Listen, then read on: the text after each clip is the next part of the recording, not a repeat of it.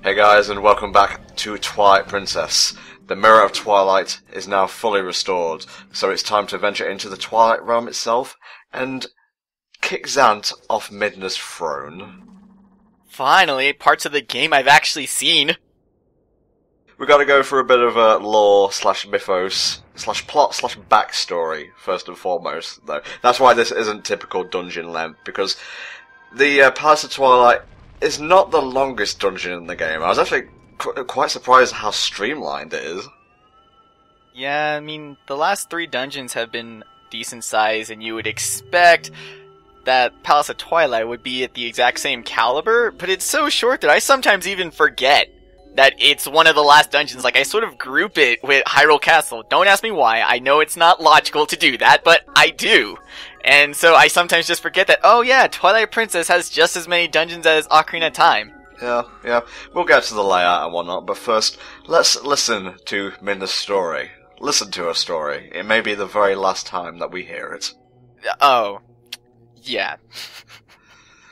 And then the whole game starts over from the beginning and we gotta play. Welcome to part 1 of Twilight Princess. This is a doozy, guys. Yesterday.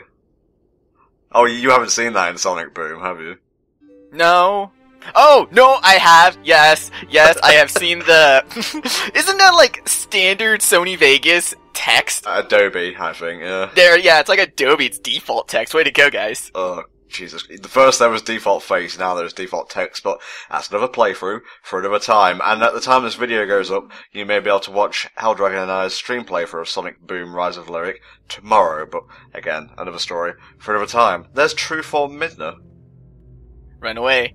Run away. Don't gotta back up, just get away. Oh, nope. He pimp smacked the shit out of her and turned her into an imp. That was a forced pimp slap. Notably lacking the, fused shadow helmet. Well, because it's not fused to her yet. I mean, that's what she looks like normally. When she's cursed. So it starts off as shadow, and then when someone wears it, it becomes a fused shadow. Exactly. See? Names make sense. There you go. You might be thinking, oh, why does Midna just have a fused shadow with her? Well, number 1, she's royalty, so she'd have it with her anyway. It's hers. Number 2, plot stupid. Number 3, ew, that face. Jesus. That's a Grinch levels of grinning. Are we sure she's not the villain? Cause that was scary right there.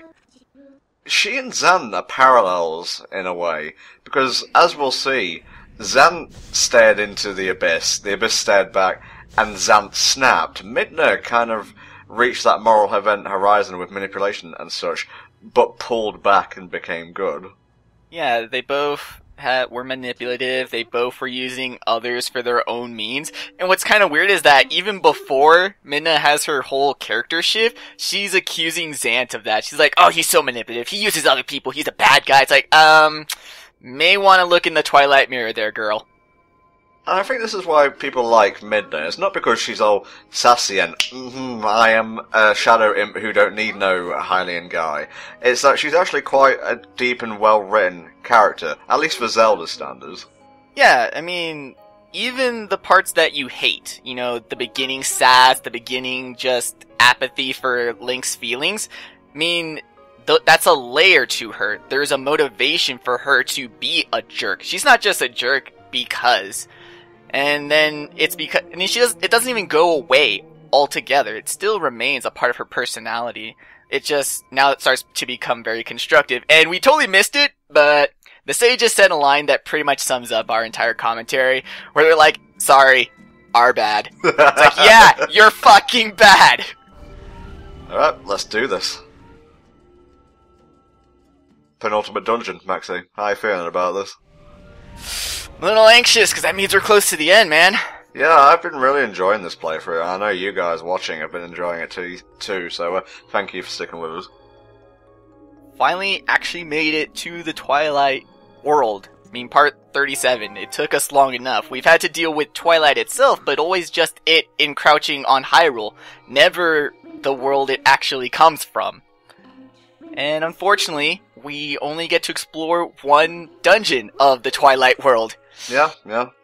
Kind of a shame. I mean, I would have liked to see an entire world. That would be way too much at this point in the game, but, you know, Dark World, Low Rule, something like that. I mean, I think it would have worked a bit better with Twilight Princess. And I mean, Twilight Princess was delayed to begin with, so I think if they delayed it anymore, it would have ended up, you know, stepping on Skyward Sword's toes at the time. No, it would just become Zelda forever. Damn, man. That should be an anniversary title, where young Link teams up with adult Link. Oh no, that would be Zelda Generations. Nice. So those creatures that we've been fighting, the Shadow Beasts, yeah, those aren't just monsters that are from the Twilight world. Those are the inhabitants. Those were people that were corrupted by Zant's magic that he used as his army to attack the people of the Light Realm that, when attacked by a Shadow Beast, also turned into a Shadow Beast. Yeah, implications. They're quite nasty. It reminds me of those creatures in the Green Lantern books who were created by the Guardians, those wacky, genocidal people. They have no mouths and they're all white. I don't know their actual names, but they, I think it's the third race. They touch other people and they become like them, basically enslaving them. I don't want to make the obvious comparison, but everyone's gonna be, oh, it's like zombies. Like, I guess, but no. The shadow creatures or beasts seem a lot more organized than the regular shuffling, rambling zombies. Yeah, they actually are violent, unless you get to, you know, more modern age running zombies, which, yeah, no. Let's not. Not a fan of those? No, not really. I'm actually not a fan of, like, 99% of zombie media.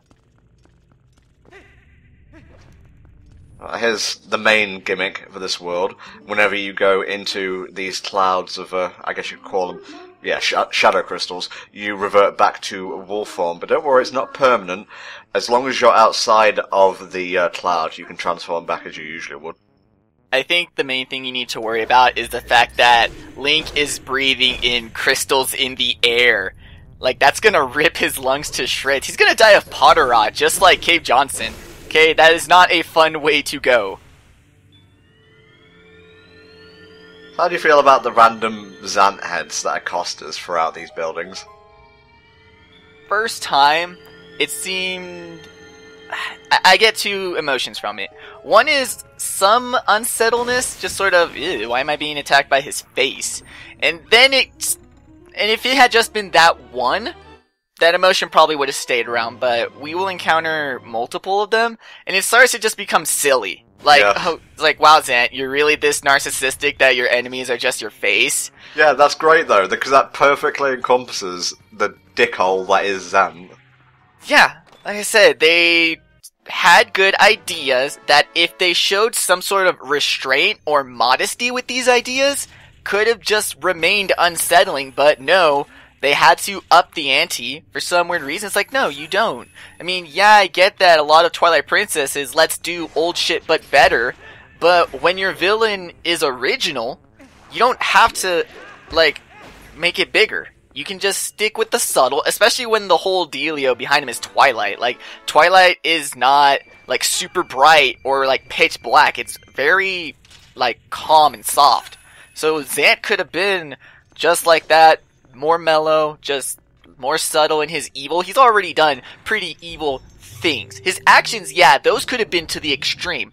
But he himself, and, like, even within this dungeon, could have dealt with a lot more subtlety.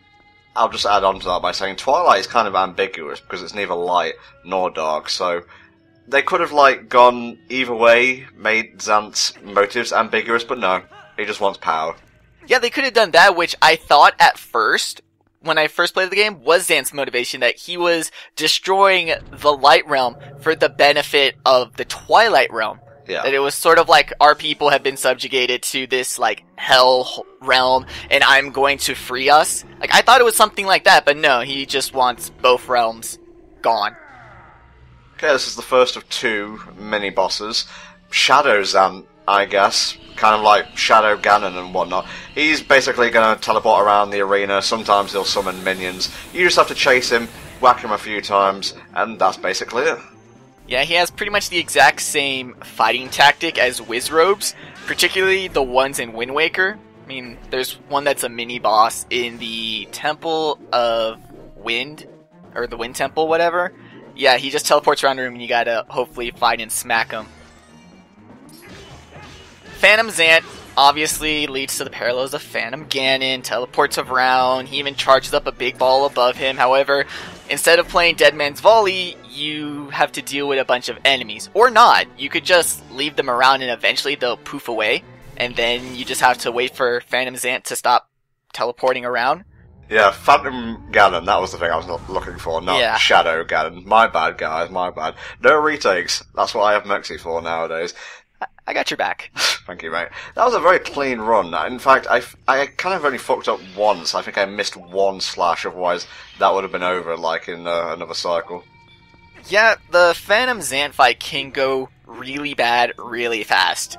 If you're not quick enough to get to the corner that he, decides to start charging up his Shadow Ball, then you'll have to deal with all the enemies, wait for him to teleport like 8 or 10 more times. The fight can drag on. Here's the next gimmick of the Palace of Twilight. There's 2 main buildings before we get to the central one. And we've got to take these souls here back to the entrance to power up well, I don't want to spoil it, but we've got to power up something. But in the meantime, we're going to be chased by what I assume are the Twilight Realms version of Wall Masters or Floor Masters. Yeah, it's... Just remember that Floor Masters will be the ones that, just crawl. And then even though they have Wall in their names, Wall Masters are the ones that are usually, in the ceiling. And in this game, they're called Zant's Hands. Like I said, it's just so stupid that all the new enemies are like, oh, this is Zant's hand, Zant's face, Zant's this. I don't really give a shit. Unless I'm kicking Zant's ass, no. Now, see, I never got that angle, so that actually adds a very creepy vibe to it. I thought it was just something summoned by Zant to get the souls back, because obviously why would he want to allow us to proceed? Why would he want us to get more power to overthrow him? The soul orbs themselves are, they're meant to be what is essentially the sun of the Twilight Realm, but there's multiple of them, so... Which, I guess is more smart than anything. If one goes out or one malfunctions, you can still have some form of energy in your realm. Yeah. But, Soul, obviously, is sun in, a shit ton of languages. And, Midna has a text there where she says, hey, yo, that's our soul, it's pretty cool, dealio. Totally can be skipped. If you're more towards the middle of the room, you can claw shot the soul orb towards you, and then you just immediately chuck it, and for some weird reason that just makes Midna not give a shit and want to expose upon anything. Yeah. But I'm not a big fan of sections in Zelda games where you have to deal with, a wall master, or floor master, or any master chasing you. Yeah. It's one of my least favorite parts of Spirit Tracks, is the fact that every boss key section was essentially a, floor wall hand master chase, and I hated it. I don't like them. I just don't like being chased in video games in general. Maybe it's just something to do with general anxiety issues, but I don't like being forced down a funnel, as it were. I don't like being railroaded, I think is the term. And also, the soul, I guess, is a counteraction to Zant's magic. Makes sense. Concentrated light and all that. Yeah, it's essentially the most concentrated source of the light energy, or whatever I guess you would call the energy of the light realm that powers all its people and shit.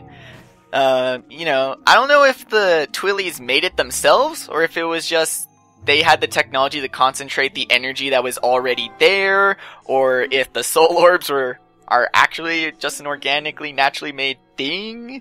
But, I mean... The whole point is not to get super deep lore, but at the same time, it's this is a pretty big and important thing that we're just gonna, throw at you and say collect. Gloss over, yeah. Yeah. They could have made it. This place seems very futuristic compared to Hyrule. Yeah, I think that would have been another cool thing, is if Zant's army... They already have a techno vibe with their symbols and the music and the sharp edges, if they legitimately did show technology. Like, in Skyward Swords, you do have some of those enemies that have, like, electroshock swords. Stuff like that. Something that, like, gives them, like, a real feel for them actually being technologically advanced instead of just a techno feel.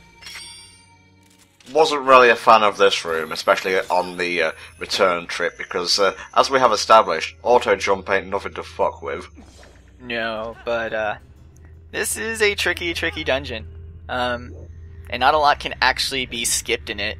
The big strats for the Palace of Twilight are really just time savers. A lot of them are simply just, in the last section, we had to throw the soul orb into a little indent and it caused a staircase to rise. The big strat for that is to stand where the highest point of the stairs are going to be, and then just throw the soul orb and hopefully get like a hole in one. And then when the stairs rise, you're already at the top of the stairs. The worst part about the souls is sometimes they'll just start rolling and then the hand's coming down and I can't take it, and then I just shut off the console and go whatever now.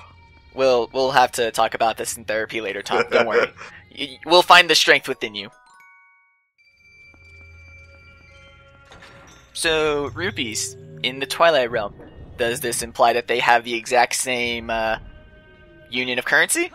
It's not like in Mario and Luigi Superstar Saga where you go to the Bean Bean Kingdom and they have a different currency. I like that though. I like when, you know, we can actually establish different economies within game worlds.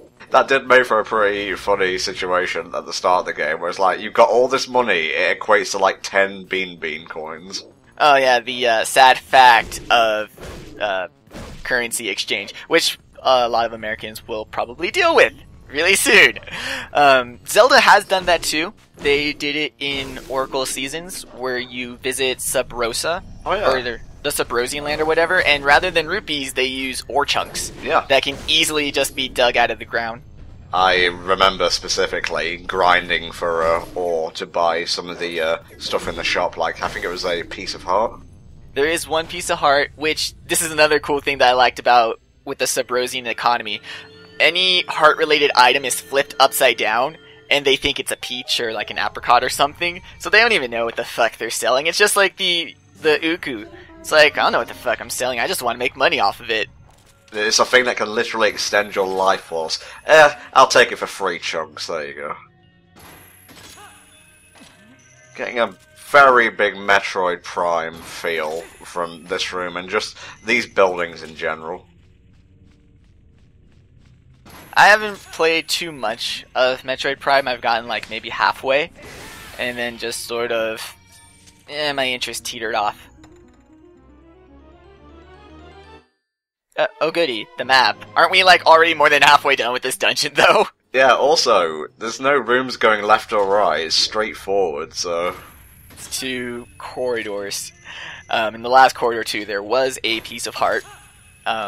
But you have to get it while being chased by Zan's hand, because there's some crystal fog that you need to get through, or get past, and that requires your claw shot, and despite the wolf having claws, does not mean he has a claw shot equivalent.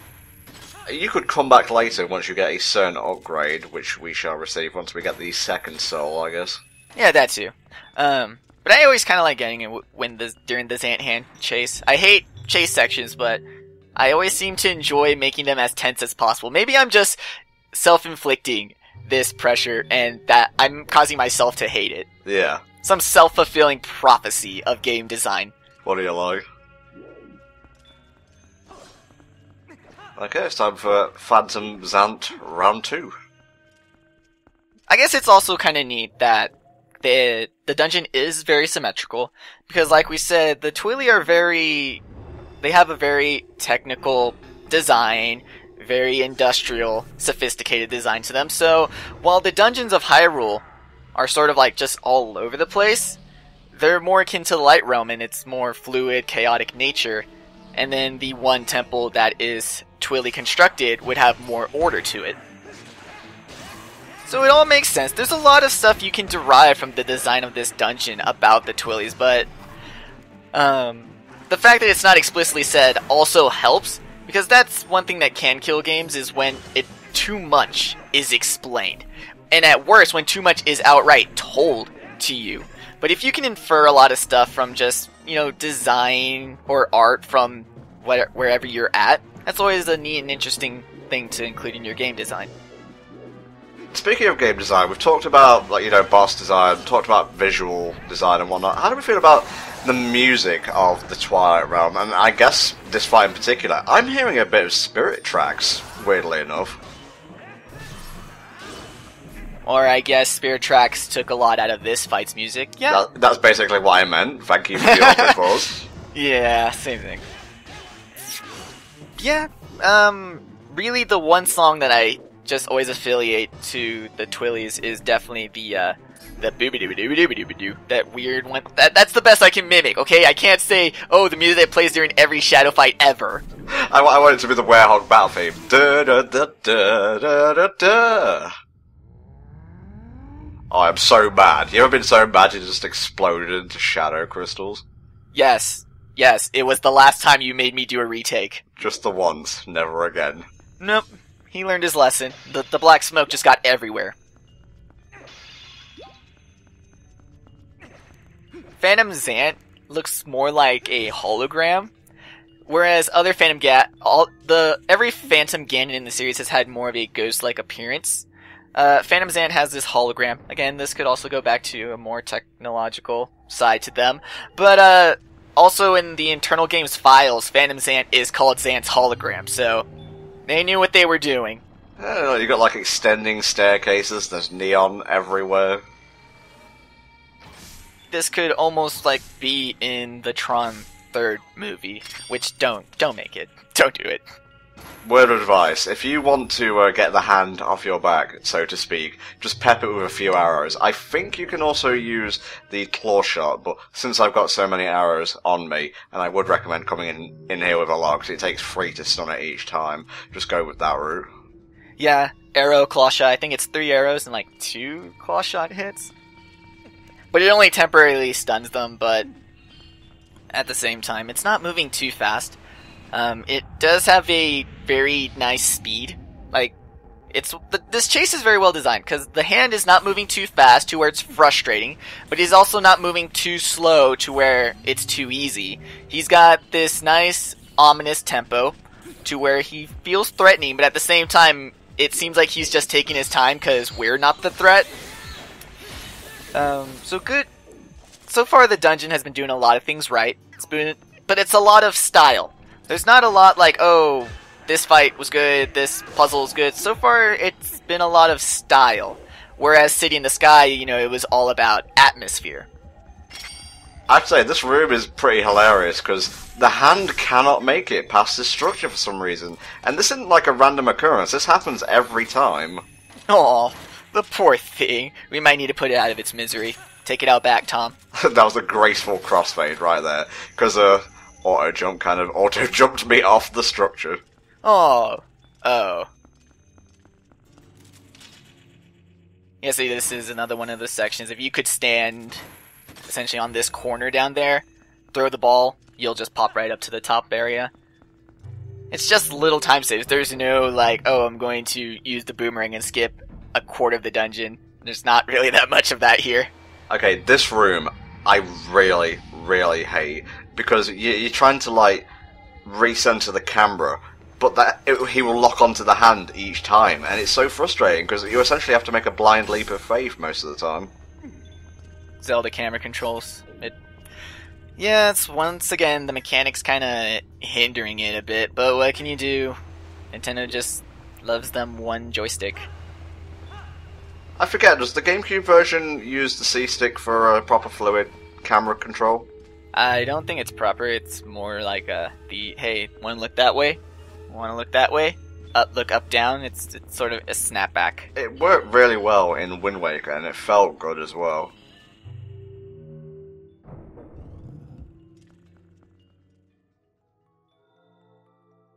Okay, there we go. That is the first half of the dungeon done. Be free, my Twilight brother. Or sister. We're not entirely sure at this point. Uh-huh. And we don't want to offend, right? You don't need to check a checkbox. This is your world, not mine. Pay no attention to the giant Triforce portal in the background. Yeah, and then don't try to escape your realm that has been conquered by a tyrannical king into the safety of our world. That'd be amazing if, like, in the endgame you could find Twilight refugees just hiding out in Hyrule. Yeah, I would. Here's your world-specific sword upgrade. This is the light-filled Master Sword. The Butter Sword! Cuts through evil and toast.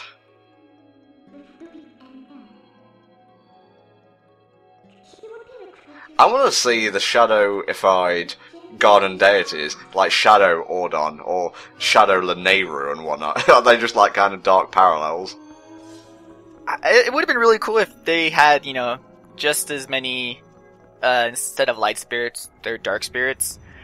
And it would have also been cool to see Zant, like, maybe use light against these people, because we've seen what light does to them when they're not, you know, fused with a resident of the light world's heart or whatever. So it would have been cool to see what he actually did to this realm. Because we saw, you know, he scared Midna, turned her into a imp, and then turned all the people into the Shadow Beast, but it's like, okay, that's cool and all, but what did he do?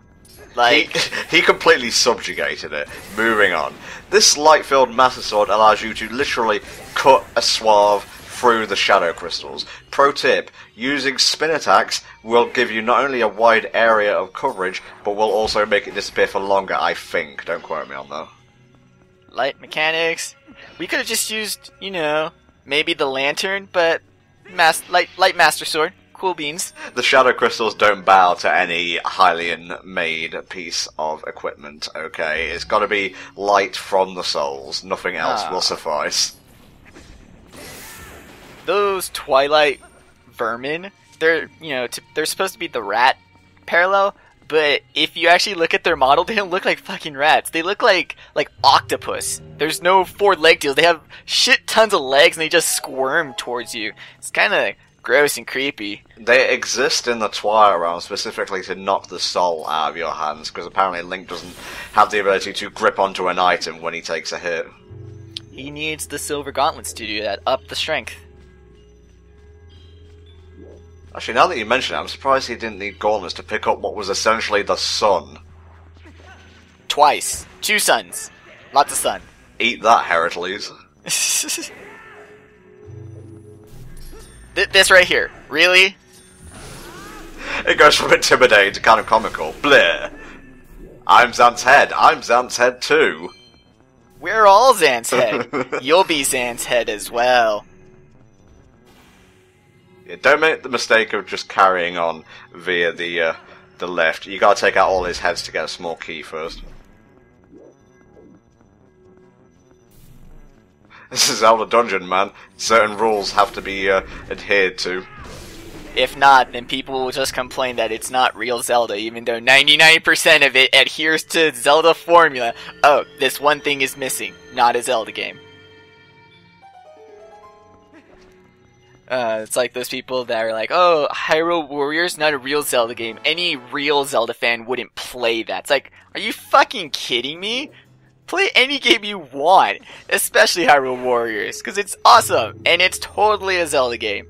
I have my Pro Controller now, so we should totally give that a shot one of these days. Then what the hell are we doing recording this part? Let's get that live stream up, bro. Random cut to the stream playthrough of Hyrule Warriors. Oh, we're in Skyloft all of a sudden. Sweet. No, come back. We exist only to flutter at you. No. Time stop. Which, yes, Link gets mailman costume. Complete with booty shorts. He looks like a fucking rent boy. I was going more pool boy. But it's definitely not as bad as Zelda's Ilia costume. What, you say that? I kind of like it, and the implications of Zelda maybe being Ilia, kind of like a Tetra kind of thing, actually kind of works for me, and I think instead of Ilia being Ilia, like a amnesiac Zelda or something would have worked better overall. At least there would have been a connection between Link and the character who the franchise is named after. Holy shit, yeah, you're right. That would have made Ilia that much better. Wow. Damn. Shit. Man, just the idea of Ilia is now so much better than the actual character of Ilya. Just her father being a farmhand or a mayor of a small rural village. When instead, that could be his cover as a Hyrule guard who took Zelda out of the castle and is like, alright, we're gonna play this father-daughter role to keep you safe. Yo, Nintendo, just send an envelope full of money and allow us to shower ourselves with it as you take our ideas and make us gods of the next game. Yep, also, Darkness Crystal Waterfall. That's pretty dope. Well, Zan had a lot of time on his hands. Did you see him in the story much? He basically appeared and said, yo, I'm still here. I'm still being ambiguously evil, even though I'm being completely and utterly, antagonistic and chaos-driven. I know this is totally the wrong series, but I kinda get the castle in the world that never was vibes. Yes, yeah. Alright, making sure that this isn't just really outlandish. But that room with ascending platforms, it totally reminds me in 3D, that one area where there's supposed to be platforming, but I just kinda wall jumped a whole bunch of times to the top. Yeah.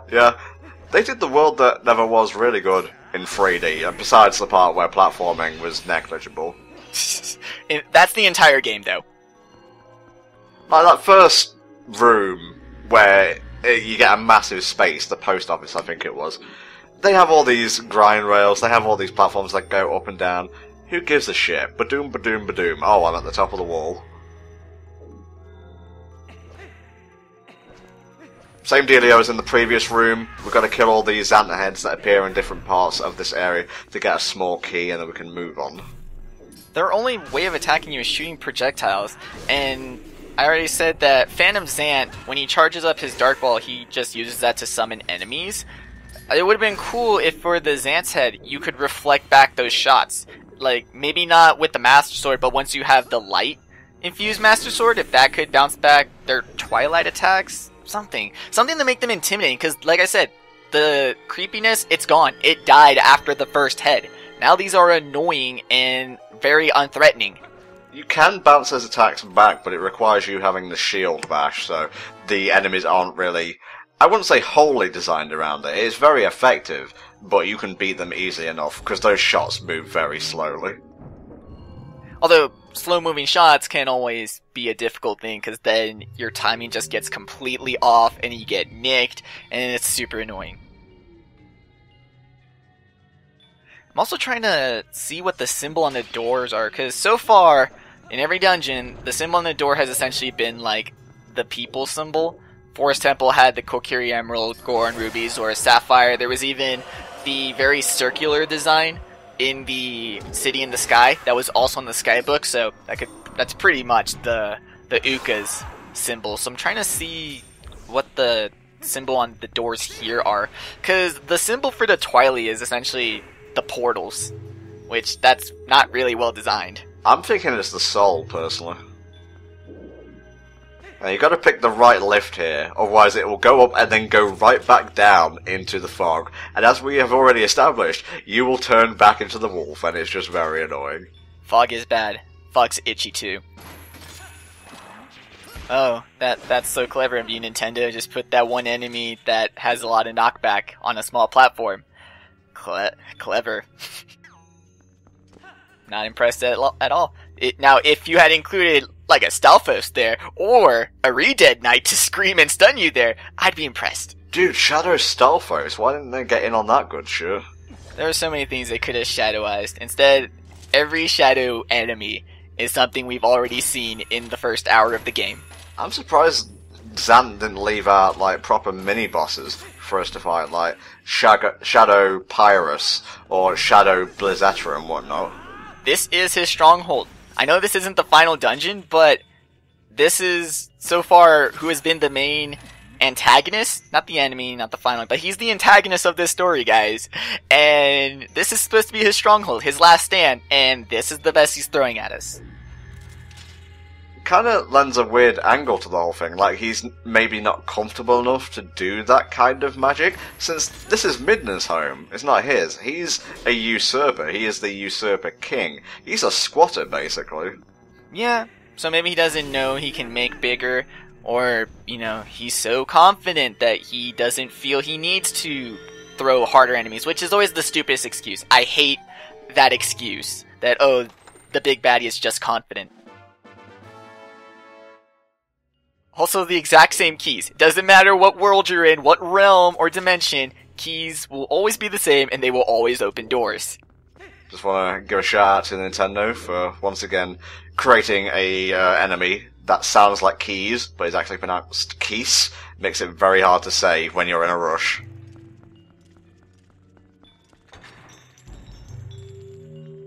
Penultimate room of the dungeon, go now. Hooray! We told you guys, it's short. Yep. This was it. A boss rush, or a boss rush, could have worked also pretty well, like you said.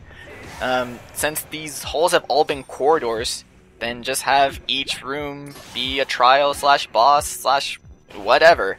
That's one thing that Ocarina 3D and Skyward Sword both do pretty well, the optional boss rush mode. Because, you know, bosses are some of the funnest parts of any given Zelda game, really. And there's one or two games where the bosses are just there to add flavour, really, and they're just kind of a chore to fight. I think Phantom Hourglass especially didn't really have that much of an enjoyable boss fight for each dungeon, but they serve a purpose, and it's just nice to be able to go back and fight them, especially like final bosses and whatnot. I usually keep a save file handy just to fight, like, well, I say Phantom Hourglass had bad bosses, but the final one was pretty good.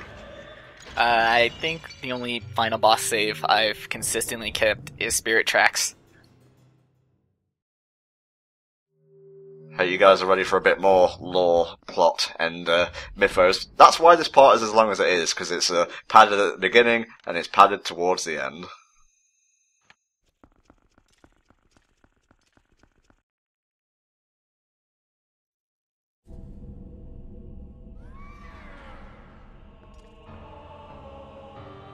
Stab him. Stab him now. No, we must monologue first. Also, why wasn't your sword glowing earlier in that other room? That doesn't make a lick of sense. Ironic, it's just highly coincidental. Hey, irony just has to deal with expectations. People expect different things, so yes, anything can be ironic. Oh, he's about to take off his helmet. Will he be a Dark Link? Corrupted by the few shadows? Oh, no. I don't know who that is. I don't care. He looks like a corrupted Beanie Baby. What?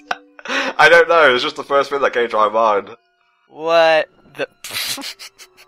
He's got that pointy head like the ghosts. Yeah. Here we go. Character assassination, go. Yeah, he is a whiny, petulant man-child. And rather than being the insane kind who just wants to kill everything, he still wants to kill everything, but he will monologue and dance like a zany idiot in the process. Like, man-children can be scary. Like, kids rip the legs off bugs just 'cause. Like, you can give him that sort of, oh, I'm playing, by killing. It's like, oh shit, but no, the only aspects of a man-child he has is tantrums. He took power that wasn't his, he basically thought he was owed everything, and he's just a little bitch, really. And as we'll see here, he works for another person. There is another.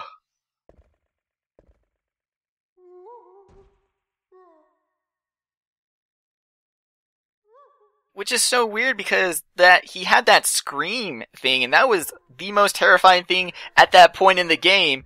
And then every other sound that's ever come out of him is just whining. But it's him showing his real colours, really. Hell, even his, like, deep voice towards the start of the game may have just been magic. Just, you know, him modulating his voice to intimidate his enemies. Well, when that's your voice, you kind of need all the modulating you can get. This happened to me the other day. I was just standing outside having a cup of tea, and then the sun came and enveloped me. Oh boy, I wonder who it is. Is that Varty? I hope it's Varty. I'm gonna go with... yeah, Varty works. Seriously, if they make another 3D Zelda, I want Varty to come back. I think he's one of, like, the only villains that hasn't been done in 3D that's been in a 2D game. Excuse you, Varin and Onyx. Ah, yes. Who some people even theorize could be Twilies, but that's just digging way into the lore. And having said that, I don't think many 2D ones have been brought back. The point is, I want Varty in a 3D game. Battle on. Oh, that's right, he can teleport. I'm over here now. Oh, he could have just teleported right behind Link and bitch slapped him like he did Midna. Hang on, isn't Shadow darkness already? So why would mixing light create... Whatever, Usurper King Zant, let's do this. I wonder what fun, climactic, original boss fight we're gonna have against this guy. Oh, we're not gonna fight the old bosses. We're gonna fight Zant, who is mimicking the old bosses. Oh goody? No goody. You know what this takes me back to? The boss rush in Ganon's Tower in Wind Waker. Oh yeah, except that was kinda cool because the bosses had that monochrome and the music was all weird. So, that had some sort of emotion behind it. This is stupid, silly, and annoying. Phase 1, pretty simple. Defeat him the same way you defeated the boss of the Forest Temple. Same dealio here. It's not even the boss of the Goron Mines, it's the mini-boss. Also, that last section marked pretty much the last time we will ever see Gale Boomerang. Rip in peace, Boomerang. Actually, no, tell a lie. There will be one section in Hyrule Castle. Oh good.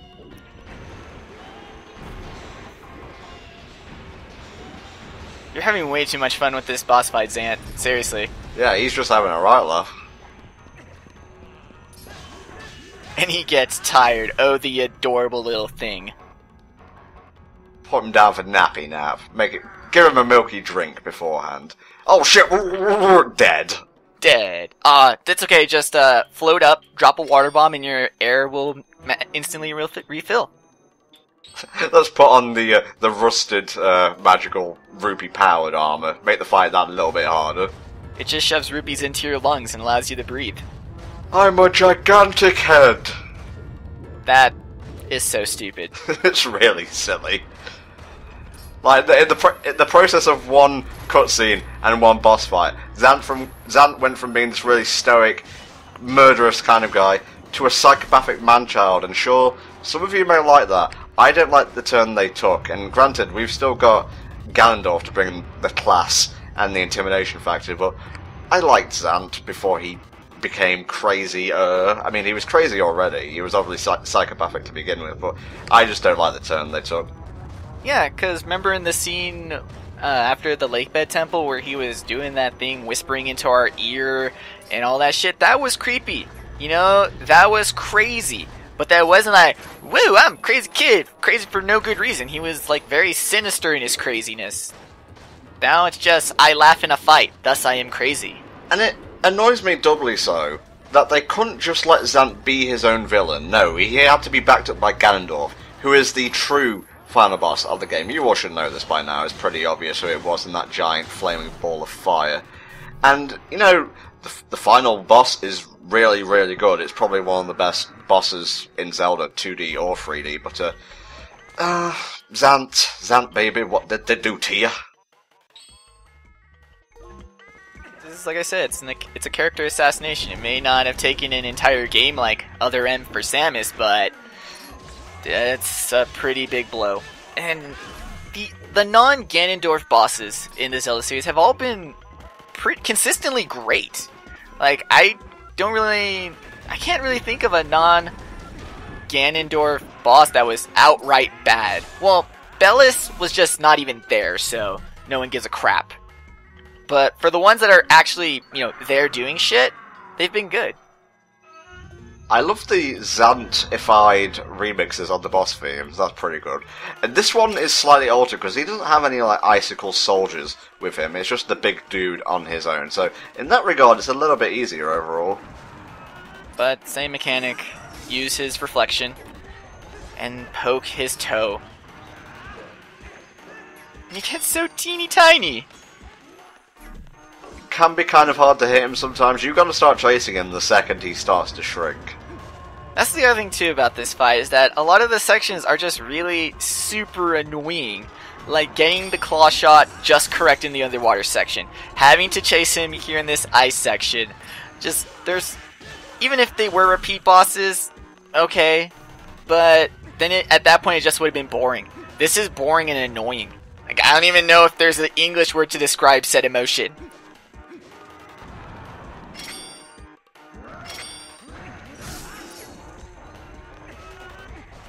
Ball and chain is still god tier weapon though.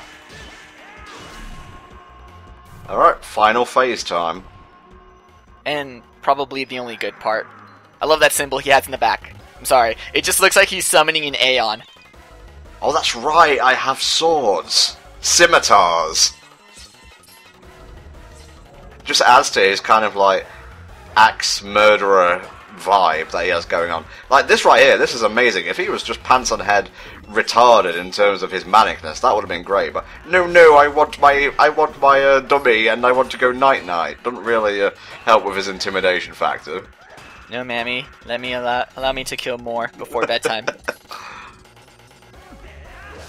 And then that whole my god, the like being, you know, if he had just referred to Ganondorf as like his master or something, that would still be good, because that still shows, you know, he can be his own independent guy. But he's like, oh, this is my god. It's like, it's almost like he gave everything that's of him to Ganondorf, and that's stupid and silly and ugh. But I totally understand. He felt complete and utter despair and rage from what he saw, and this is important to understand, what he saw as being shafted by the Hyrulean royal family. That may have or may not have happened, but as we know, history is written by the victors. But I just feel they could have done a lot more with Zan. That's all I'm going to say on this. Otherwise, this final phase, a little bit annoying, but fighting in front of the light pyramided Hyrule Castle makes for a great fight overall. It does, and his tactics are all really cool. One of those other fights where chaining the spin attacks just right gets you a one cycle kill.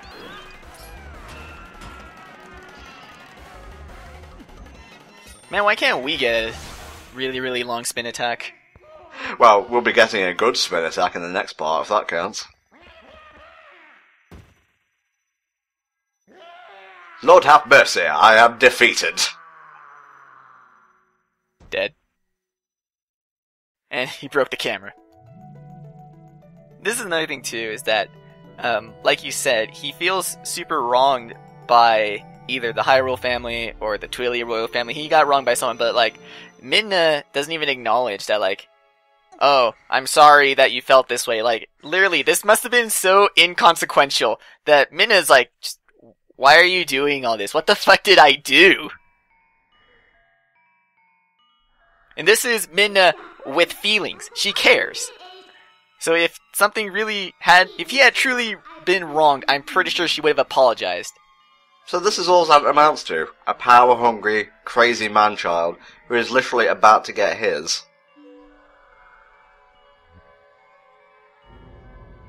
I think he's asking for this, Midna. Give it to him. Do it. End it. Let's get that M rating right now. SHANK, okay?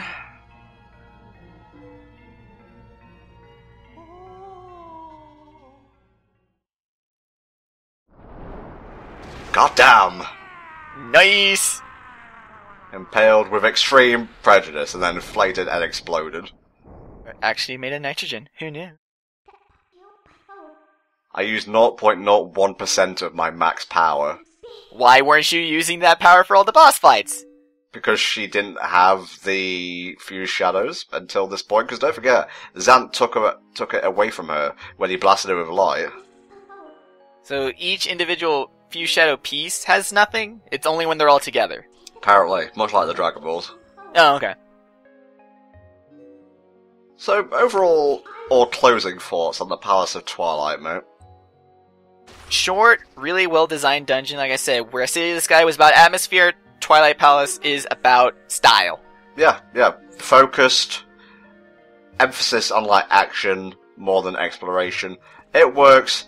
Climax with Zan, fight-wise, pretty good. Story-wise, leaves a sour taste in my mouth. But that's all the time we have for this crazed man-child for today. Please join us next time when we head over to Free Hyrule Castle. See you then.